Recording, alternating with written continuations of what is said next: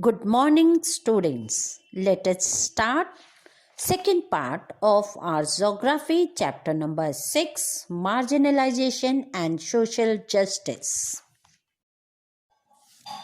Bete, in previous part, you have read about some marginalized group, scheduled castes, scheduled tribes and OBCs.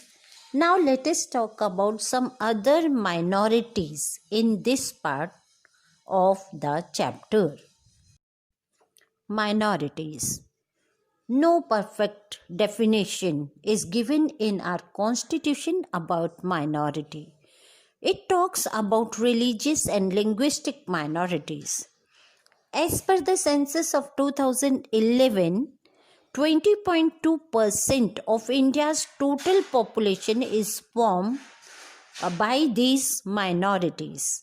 There are 5 religions which are, or we can say there are 5 communities which are included in minorities. They are Muslim, Sikh, Parsis, Christians and Buddhist. Let us talk about some privileges, special privileges given to these minorities in our constitution. Our constitution guarantees some special right to the minorities. Let us talk about them. Article 29(1) states that all citizens have the right to conserve their distinct languages, scripts or culture. Article 29(2) states that no citizen can be denied admission to any government or government-aided educational institutions on the basis of religion, race, caste or language. Article 30 states that all religious and linguistic minorities can establish and administer educational institutions of their choice. Article 350A states that the state shall make provisions for the facilities to impart instruction in the mother tongue at primary stage. Article 350B states that state shall make provisions for a special officer for linguistic minorities. But we all know that India has cultural, linguistic, religious and racial diversity. Therefore, these provisions in our constitution made to achieve communal harmony, national integrity and uniform development of the country. Other marginalized group, बेटा schedule caste, schedule tribe, OBCs, इन सब के अलावा भी marginalised या minorities groups हैं जैसे women and children. Let us talk about them. Let us talk first about the women. बेटे women in India have been subjected to atrocity like domestic violence and gender discrimination. We all know about these. We have read about the social evils which hindered the progress of the women in previous chapter. But some women were denied access to the education and were considered a burden. Efforts were made to improve the status of the women during the pre-independence era.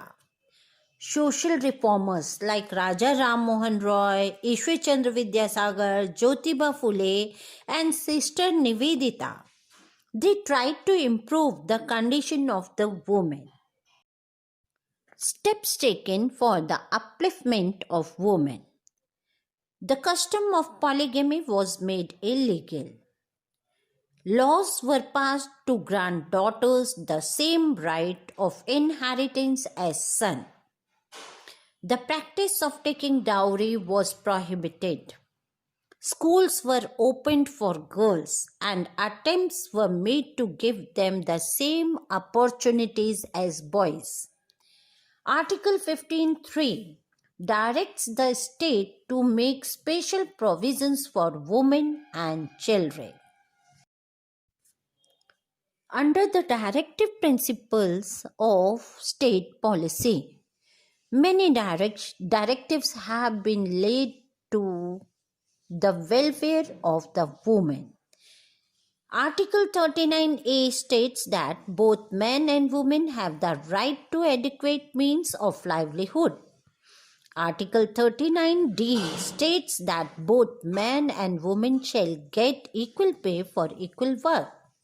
Article 42 states that the state shall make provision for just and humane condition of work and for maternity relief. Article 243D3 says that 1/3 of seats shall be reserved for the scheduled caste and scheduled tribe women. And Article 243D4 says that not less than 1/3 of the total number of offices of chairpersons in panchayat at each level shall be reserved for women. Children. Bete, children are very important section of the country's population. They are the future of the country. So, we have to take care of our future, of our children. But unfortunately, in our country, only a small percentage of children receives proper care. A large number of them suffers from starvation and diseases, live in unhygienic condition, and do not go to school. They have to work for long hours and at very low wages. So, our government has taken some important steps for their upliftment. Steps taken for their upliftment. Our constitution prohibits employment of children under the Child Labour Prohibition and Regulation Act 2006. Employment of children in any occupation below 14 years is prohibited. Government schools have been set up to provide free education. Healthcare centers have been set up in rural areas to give free immunization to infants. The rights of children have been recognized by the United Nations Convention on the Right of the Child. The United Nations agencies like the UNICEF and the UNESCO work for the betterment of children all over the world. Our government has also launched an integrated child development scheme to improve the condition of children in India. Social inequality and economic status. We all know that different sections of our society have faced both social and economic discrimination. Betty, if we talk about example, suppose we are talking about scheduled caste or scheduled tribe people, beta, they were forced to follow their hereditary occupations and they were not having any access to education. That is why it was difficult for them to break free from the vicious cycle of poverty. Wealth remained in the hands of few upper caste people and they took full advantage of it. They exploited the lower caste people. But after independence, several efforts were made for the upliftment of scheduled caste and scheduled tribe people through reservations and concessions. Reservation. A certain percentage of seats kept exclusively by the government in various government jobs and educational institutions for scheduled castes, scheduled tribes, and OBCs. This is called reservation. In 1953, the Kaka Kelkar Commission classified 2,399 caste in India as backward.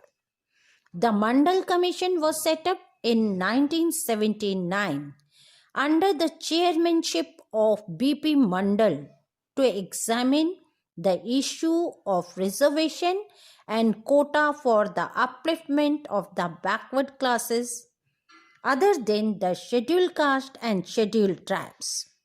The commission recommended 27% reservation for OBCs. That's all in the chapter. Thank you.